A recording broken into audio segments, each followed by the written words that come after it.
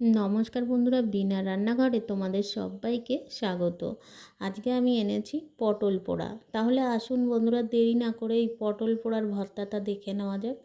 পটল পোড়ার জন্য আমি 5 পিস পটল নিয়েছি, আর দেখো আমি ছুরি দিয়ে এমাথা ওমাথা কেটে নিচ্ছি।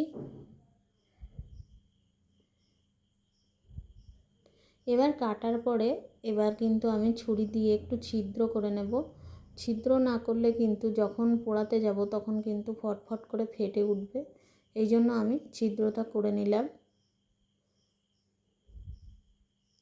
এবার যাব গ্যাসের ওভেনে। একটা রুটি ভাজার নেট আমি এখানে দিয়ে দিয়েছি।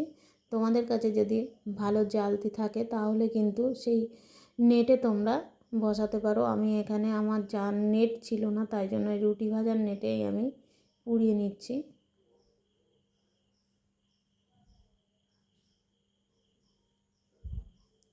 এ দেখো, উল্টাতে গিয়ে একটা পড়ে গেছে, অসুবিধা নেই। আমি এইভাবে দেখো ফিরিয়ে দিলাম আবার। এইভাবে সব পটলগুলো একদম ভালোভাবে পুড়িয়ে নিতে হবে।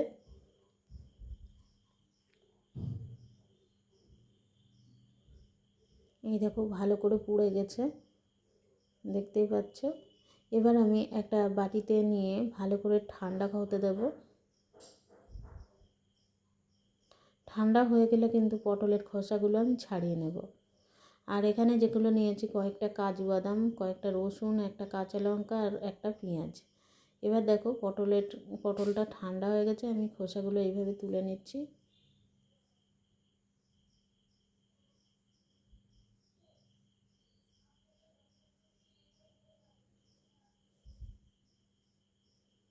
বন্ধুরা দেখো, এইভাবে সমস্ত পটল 5 পিস পটল কিন্তু আমি এইভাবে ছাড়িয়ে নিয়েছি। সুন্দর খোসা উঠে গেছে। এবার চলে যাচ্ছি গ্যাসের ওভেনে। সামান্য তেল দিয়ে আমি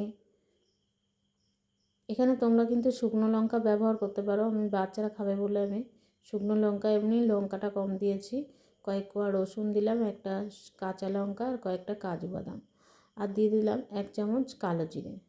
আর বন্ধুরা, তোমরা এখানে কাজু বাদামের বদলে কিন্তু তোমরা চীনা বাদামও ব্যবহার করতে পারো।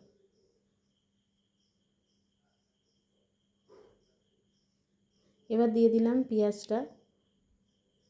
এবার দেখো ভালো করে একটু পোড়া পোড়া করে ভেজে নেব।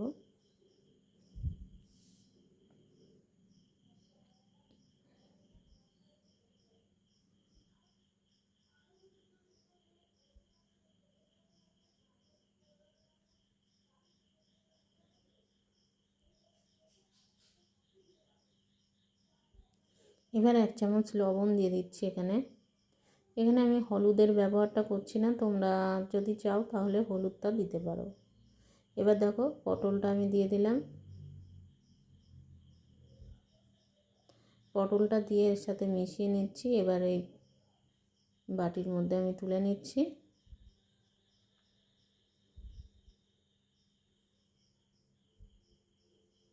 একটু ঠান্ডা হয়ে গেলে দেখো আমি মিক্সিং জারের মধ্যে দিয়ে দিচ্ছি। তোমরা শিলেও এটা বাটতে পারো, আমি এখানে মিক্সচার মেশিনে বেটে নিচ্ছি।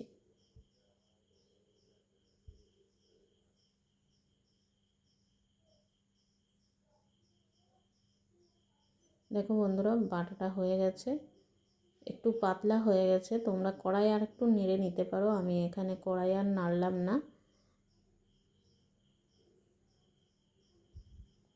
বন্ধুরা, রেসিপিটা যদি একটু ভালো লাগে তাহলে প্লিজ, নতুন বন্ধুদের কাছে একটু অনুরোধ, তোমরা একটু প্লিজ শেয়ার করে দিও।